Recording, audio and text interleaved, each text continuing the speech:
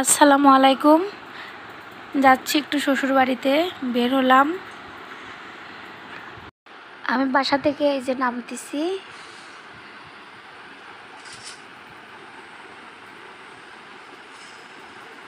আমাদের সিঁড়িগুলো খুবই চাপা, খুব একটা বেশি দূর না, পাশাপাশি থাকি আমরা।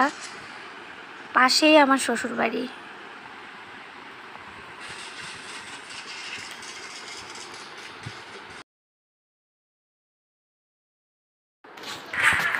সামনের এই দোকানটা থেকে এই যে বন্ধ রাখছে, দোকানটা থেকে একটা মিনিট কার্ড দিব, নিতে পারলাম না।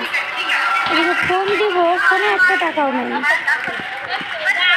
রাস্তার মধ্যে দেখেন পোলাপান খেলতেছে, নিরিবিলি রাস্তা তো, কোনো গাড়ি ঘোড়া নেই, পোলাপান আরামে খেলতেছে। এই যে গরু, চলে আসছি বাসার ভিতরে, এখন ঢুকবো।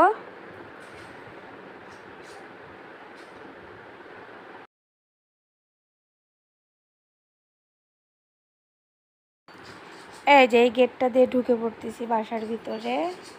আমার শ্বশুর ওই যে বসে আছে, ওই দেখেন ননদের ছেলে গেম খেলতেছে।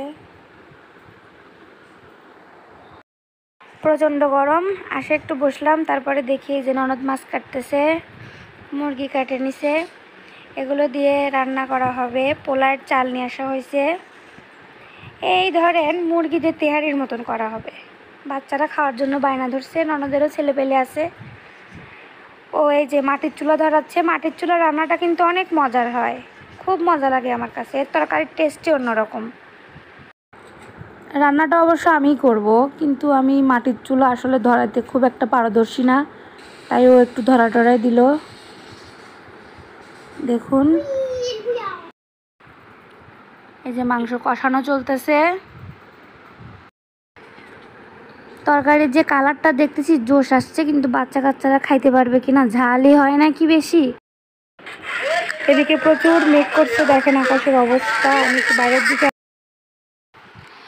রান্না শেষ, আমি দমে দিয়ে অবশ্য গেছিলাম বাইরের দিকে, একটু আকাশটা দেখে আসলাম।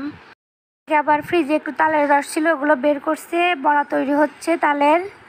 দেখুন দেখুন বিড়াল ছানাটা কি সুন্দর মায়ের দুধ খাচ্ছে।